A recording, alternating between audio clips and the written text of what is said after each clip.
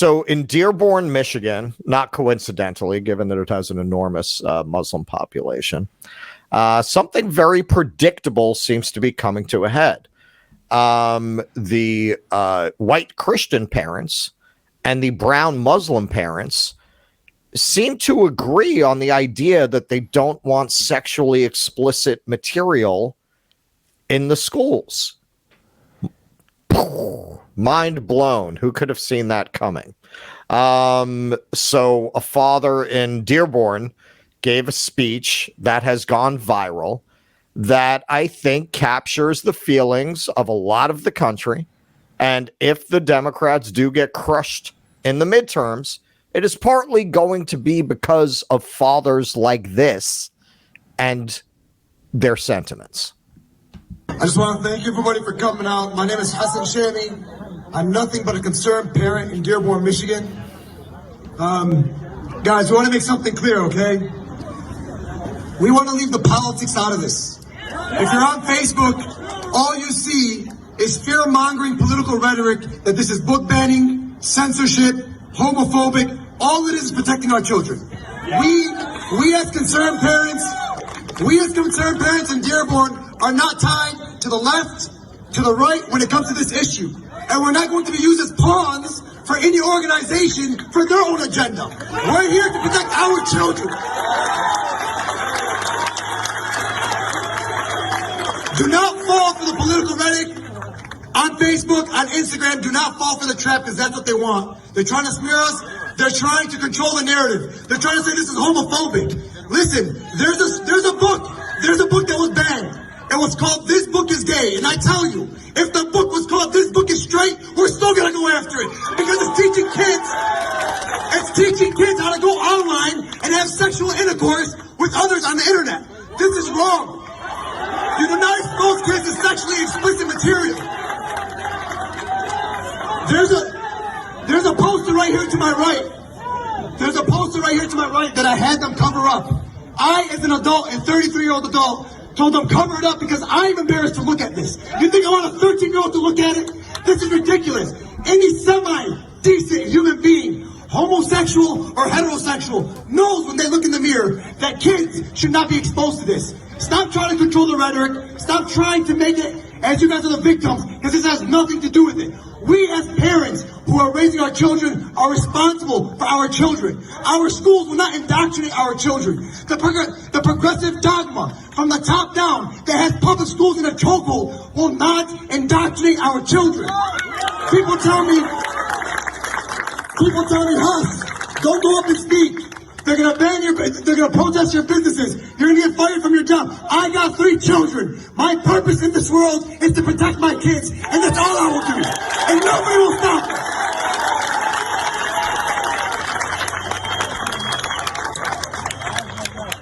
For everyone that came here, we expect to see you guys. And 5, for every person, bring 5 more with you on October 10th to the school board meeting. October 10th. We want the street filled. We want the park filled. We want the building filled.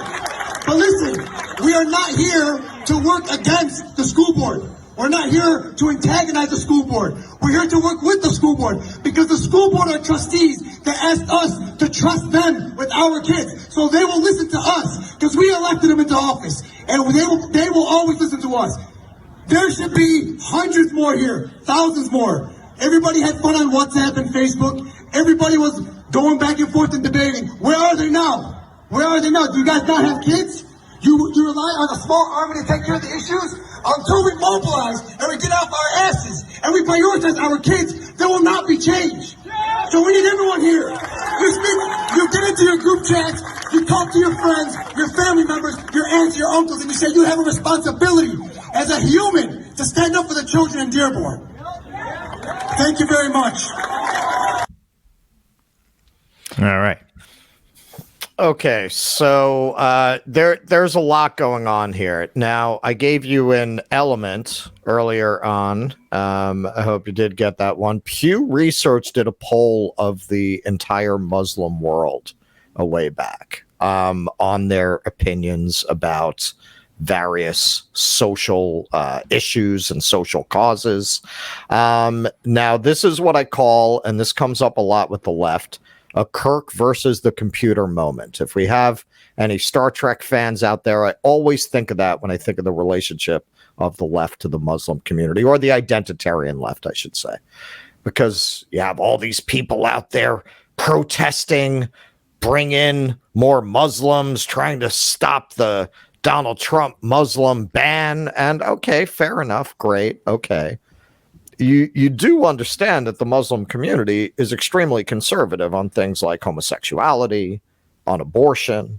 I mean, there's really no getting around it. Do you have that element, Keaton? I do, boss. I do have that element. While I'm putting this up, what's your coffee order for tomorrow morning?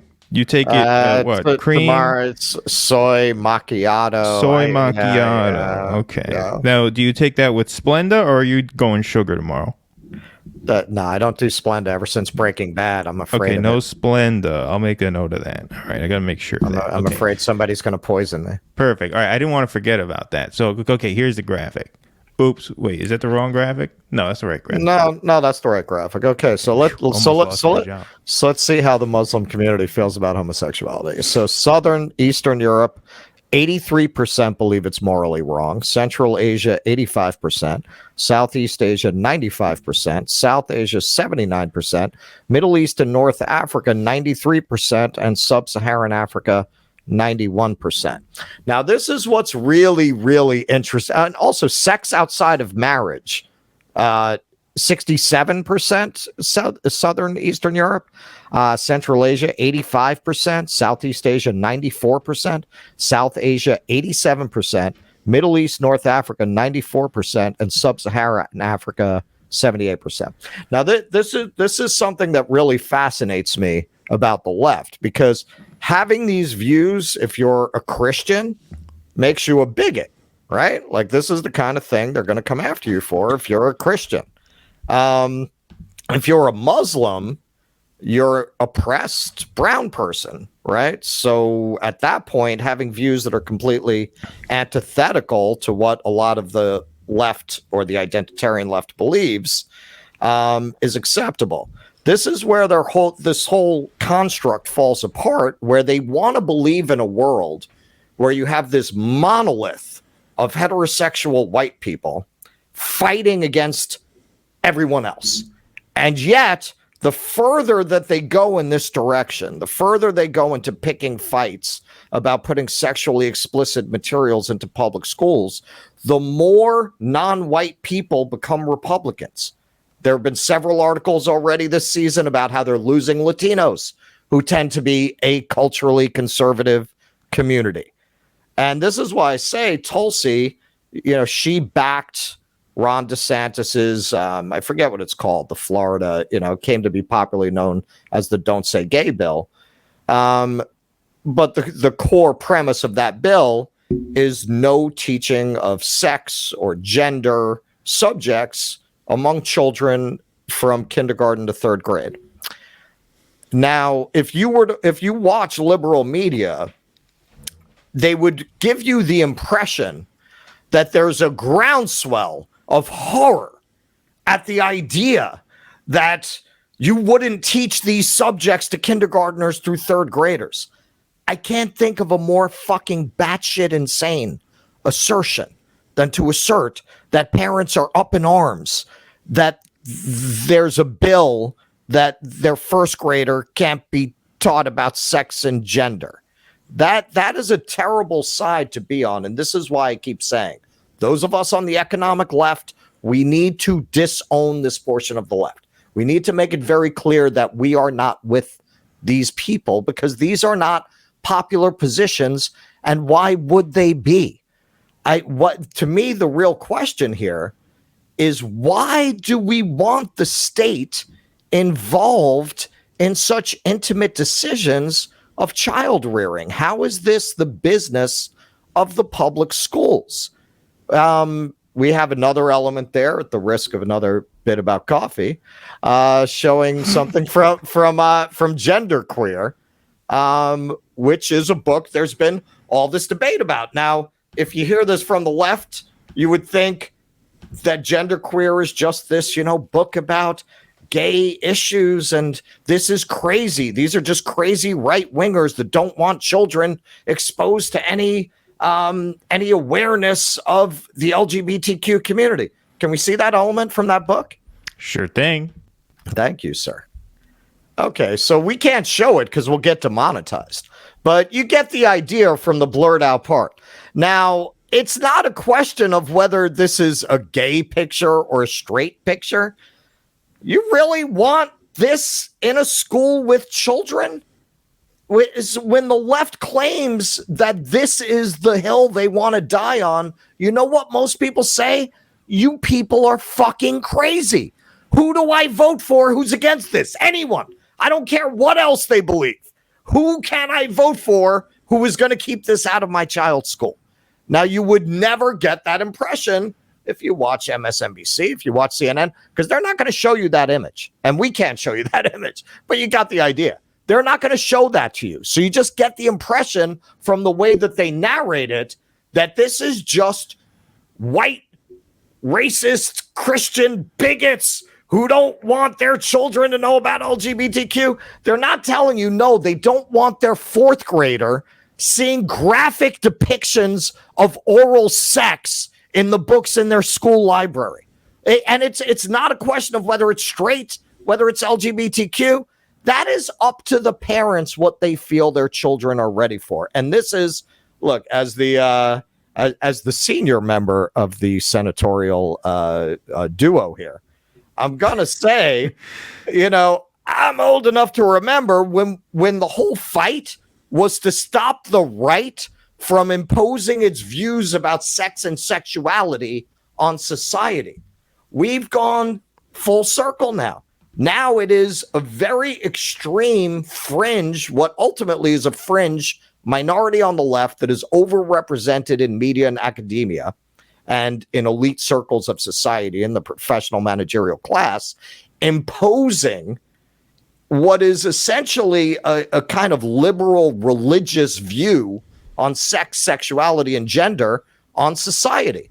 And look, if you're going to do that in your home, if you want to do that, if that's how you want to raise your kids, hey, man, we have Hasidics out here in Brooklyn who are not teaching kids grammar, right? That's actually supposed to be illegal. But nobody wants to get into the religion versus the state kind of thing, so they let them raise the kids that way. We don't go bother Jehovah's Witnesses. We don't go bother people for raising. We don't bother Scientologists. We don't bother people for raising their kids in all kinds of crazy shit, right? So if you want to raise your kid in any way that you want in regards to gender and sexuality, I mean, as long as you're not molesting them, that's really your business. It's not the state's business. It is not the business of schools. If we're going to tolerate any kind of religious belief, how are you going to start coming, as some Democratic districts have, and saying you want to prosecute parents that don't transition their children? What business is that of the state? You'll tolerate Scientology? You're not going to come take kids out of a Scientologist home, but you're going to take kids out of a home where they have traditional views on gender? So parents are terrified of this. And the idea, and this is what really breaks the liberal brain, when you see Christians and Muslims together like this, it blows away their entire premise that there is this white heteropatriarchy oppressing everybody else. Because if you keep trying to push books like that into schools, and the one that he mentions, this book is gay, he specifically mentions it. I've seen the page. I can't find an image online, but I have actually seen it. It actually gives instructions for how to hook up for sex online. It being gay is really beside the point. What place does that have in a school library, which is a public state-run institution? You are going too far into the prerogative of parents on how to raise their child. This is becoming the state forcing a view on sex and sexuality onto parents that they don't necessarily want their children exposed to, and they have every right. You are there to teach history, reading, math, maybe some sociology, psychology. You are not there to start getting into these deeply personal family matters. And on the political level, I really can't think of anything you could do to try harder to lose an election than to be the party associated with these views. It always reminds me of The Producers. Springtime for Hitler, like that. What more could you do to try to turn the public off than to very insistently push the idea that we need to expose children to graphic sexual material in our public schools? Like how much further could you go to try to alienate people than that? I think this father represents a feeling that is underrepresented in the media, certainly not represented on Twitter, because anyone who says things like this on Twitter will get kicked off Twitter. But that's where the country really is. And that's a big part of why Tulsi's podcast opened at number 3, because she came out in support of those views. Well, that was very, very well done, sir. We didn't even use all of your graphics. We didn't use the New York Times poll yet, or the Axios poll yet. Maybe we will in a second. But, I don't have an argument against anything that you said there. I don't want to make you feel like a schlepper. You feel like a schlepper. I'm gonna. So I backed off on the graphics. Look, I don't want to make you. I know you take a lot of shit at work. Yeah, right. Yeah, you get there with the food late. They spit at you. They kick you. I know you gotta let it. You come here. This is like where you can assert some power. Right. And then I start telling you to pull up graphics. You're having a flashback to the guy who spit at you because the pizza was 20 minutes. Right. Yeah. Oh no. Well, no. I mean, I don't deal with people at work. No contact deliveries because of that. Beautiful thing. I just take pictures of the food on people's porch. I leave it. That's it. Right. But anyway. No, that was all very, very well done and very well said. There's another element to this that I think, perhaps is at play here. Just as capitalism creates compounding crises that are then very difficult to reverse, so does decline in institutional faith, right? So does decline in the faith of institutions. So capitalism creates these compounding crises in the sense that austerity begets more austerity, right? Because the fewer, the less a person has, the more they try and hang on to what little they have, right? And the less they have to ante up to make an investment in trying to overhaul the system so that maybe down the road they'll have more, right? Like, okay, person's barely getting by. They then cling to what little money they have in their pocket. They don't want to pay more taxes to maybe get universal health care because they can't spare it, right? They're very protective of what they got. Right. Same dynamic is at play here when we talk about the decline in institutional faith, right? Institutional rot begets further institutional rot, because when you have people's standards of living decline, largely because of all of these institutional failures that they have lived through over the past several decades now, they become more protective of what they have. In this case, in the case of that dad, his family, his kids. Right. The focus turns inward to the thing you have, the thing that's yours, the thing you can control, the things that gives you meaning. He gave a quote there. I wrote it down next to your coffee order. He says, my purpose in this world is to protect my kids. That's his purpose in this world. Part of the reason why he feels that, look, every parent feels that to a very large extent. Yeah. But that is multiplied tenfold when you feel no purpose anywhere else. Right. Because you are living in a collapsing society. There is no other means to feel that purpose, to feel that sense of mission, right? And so you look inward.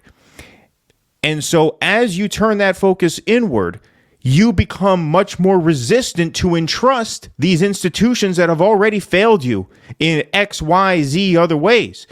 You are become very reluctant to entrust them with the thing that's most precious to you, which is your family. Well, especially when they're giving your child a book with somebody sucking a cock. Well, right. That doesn't instill one with confidence in the institution, does it? No. Well, no, certainly not. Certainly not. But what you have here is a situation where you have people in Michigan, in the heartland, in the Rust Belt, right? People's qualities of life, whether you're a working class brown person or a working class white person in Michigan, hit very, very hard. I drove through Michigan in May of 2009. It was a wasteland. Ohio, Indiana, Western Pennsylvania, same thing. When you have faith in faith in our institutions at this kind of low, people are going to cling, as Obama once used that. Oh, they're clinging to God. They're clinging to guns. They cling to what they have because it's all they do have. It's all they have because the society is crumbling around them. And so they are not going to entrust public schools with the responsibility that's theirs. Now, they were never inclined to do that, but now they're especially not inclined to do that. In the 90s, we had sex ed. I remember learning sex ed, I think it was 5th or 6th grade, right? And, it's always a touchy thing. It's a little embarrassing, right? Grade. Whatever. Yeah. But there wasn't this level of suspicion about it, partly because, like I said, the books weren't as graphic. So on that very surface level. They weren't doing that. Right. They weren't doing that. But also, people back then trusted that the teachers were there for a reason. They were there because they belong there. They were pros. We're going to entrust you with a job to do. We're going to trust that you will do the job. People trusted that. They trusted that process. They trusted that the system worked the way it worked for a reason, for good reason, and they were part of it, right? Which is why, look, in a perfect world, no, parents really shouldn't have a say in the curriculum of public schools because in a perfect world, you leave that to the teachers, right? Right? Theoretically, they're supposed to be the pros. They're supposed to know what the hell they're doing. I don't hire a contractor to build a shed and then go out there and say, I think you should hammer that nail over here, not over here. No, that's their realm. That's their thing. There is not that trust anymore. There is not that trust anymore. It's also because they politicized education. Because they brought all of this into education, and parents are reacting. Look, man, I'm not like an uptight guy. I wouldn't want the schools giving that to my kid. That'll be up to me if I feel my kid is ready for that. That's not for the state to decide something like that, because you're not just talking sex ed. Okay, these are the biology of reproduction. That's not what you're talking about. You're talking about things that are ideological, things that represent a certain way of looking at sex. Can you honestly look around at look? You look at that book is gay. Had nothing to do with the sexual orientation of the book. The philosophical orientation of the book assumes that the sexual revolution was a good idea. You can't assume that. Look around at the world we live in. Are people happier than they were before the sexual revolution? Can you really say that? We live in a world where people are depressed, they're medicated, they're lonely, families are broken. And yes, you can blame that on a lot of things.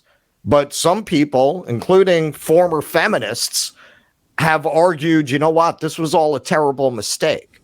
And can you necessarily say that they're wrong to the point that you feel that you can just assume that presenting sexuality and human sexual behavior from the point of view that promiscuity and non-monogamous sex is just the default? Because that's the point of view of a book like that, telling you, yeah, this is how you go online and meet somebody. Forget about whether it's gay or straight.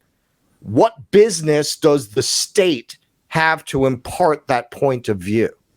Now that we brought this up, at the risk of making you feel like a barista again, can you show the Disney graphic? Because this, to me, is the most revealing thing. Now, polls that they've done on how people feel about the Don't Say Gay bill very consistently show majorities against it. There was like an outlier poll where a slim majority was for it, but everything else I saw was pretty overwhelmingly against it.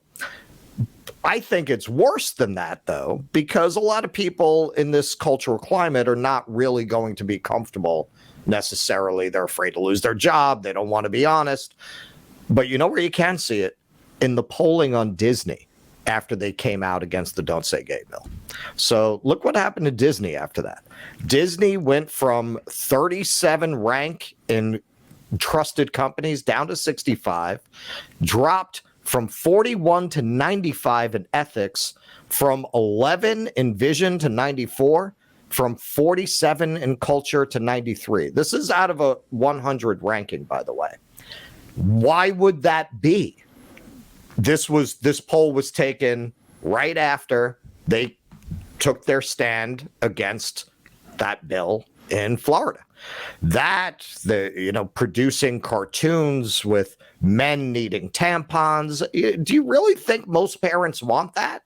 There's a very small percentage of very libby, very PMC parents who take great pride in watching that with their children, and they feel very virtuous that they're exposing their children to those ideas. That's not most people. Most people want fucking, Pinocchio and Snow White, and they don't want you getting into that kind of shit when you're talking about their children. If there's anything people should have learned from the election of Youngkin, a guy with the charisma of a jar of peanut butter, it's that these issues are extremely powerful because you are messing with parents' protective instincts. That is a very dangerous thing to set yourself against politically. You're giving the Republicans the lifeline that they would not have in the wake of Roe if you were not adopting such an unpopular social agenda. And this is why the more unpopular their social agenda goes, the more pro-censorship they get, because the less tenable their arguments are in a world of open debate. They can't afford debate. They have to shut down debate. They have to shut down groups like Gays Against Groomers, because they cannot expose people to the idea that there are a lot of gay people who don't like these ideas. They have to ban them from Twitter. They have to ban them from the internet, because they do not want to have that debate. They do not want to have that conversation, because they know it will not favor them. They will lose if they open that door and allow an open discussion. All right, let's put the New York Times poll up here. Do you support or oppose allowing public school teachers to provide classroom instruction on sexual orientation and gender identity to children in elementary school grades 1 to 5? 70% oppose, 27% support.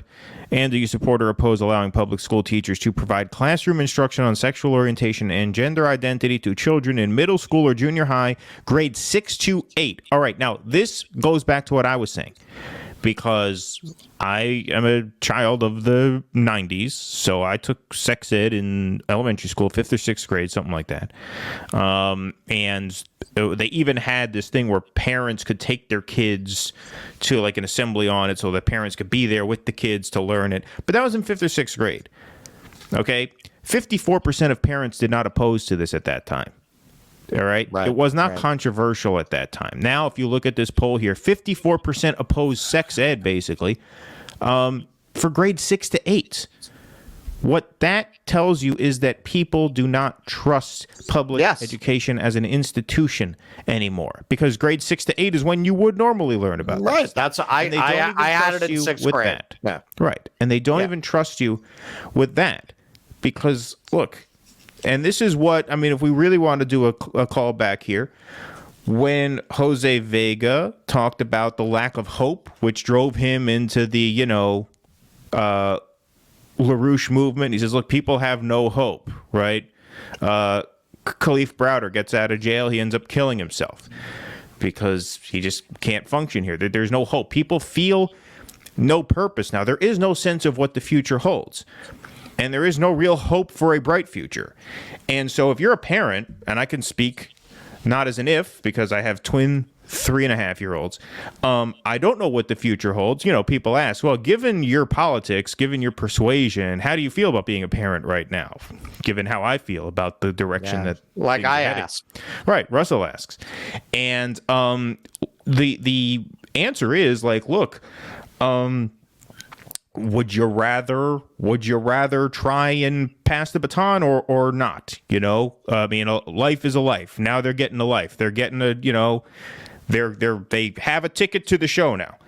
And what I can tell you is that in a world as uncertain as this, and as dark as this, and as hopeless as this, every moment of joy that they get, every moment of innocence that they enjoy, is a win. Every time they're playing with their little dinosaur toys or watching a TV show that they like or laughing around, horsing around in the backyard, that's a win. And all you can really do now is hope to rack up as many of those wins as you can until all of our times are up. And I feel very protective of that, right? You don't want people taking that shit away. You don't want to send them to school and wonder if a wrench is going to be thrown into that somehow.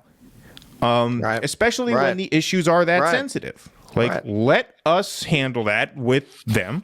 Right. And we'll work it out. And we know we have their best interests at heart. People don't trust that these institutions have people's best interests at heart. Why would they anymore?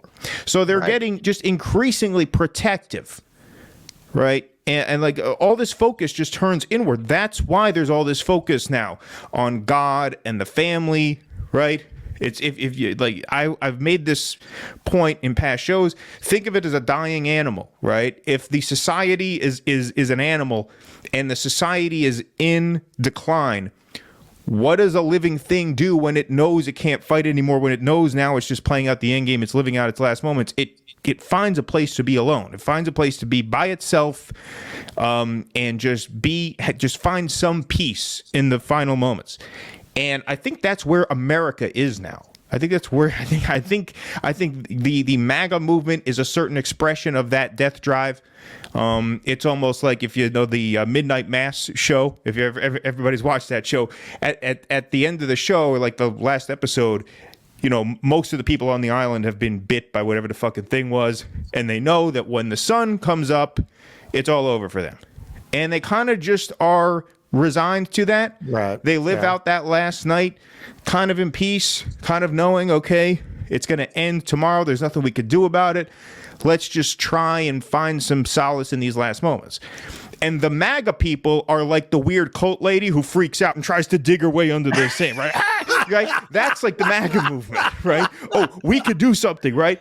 We can maybe use, but they can't. All right. It's hopeless. I want to kick back from Netflix on this episode. Well, I'm just saying, like, that's what it strikes me as. But it's all the same thing. It's all people who know we're doomed. They're just different reactions to that, right? And either way, the focus in these moments kind of comes inward. And I feel like that's where that's why the culture war shit is hitting so hard now, because it's all people have. All people have now is their culture. All they have is their faith. All they have is their family. That's it. Every other political battle has already been fought, and some you won, most you lost, and we're going one way the wrong way, and there's nothing you could do about it except hang on to the people you love and the things you love and the hobbies you love and the culture you love and the faith you love, and that's it. And you just ride it out. Right. And you could not make a worse political choice after you took everything from these people economically than to come after them culturally. Please clap.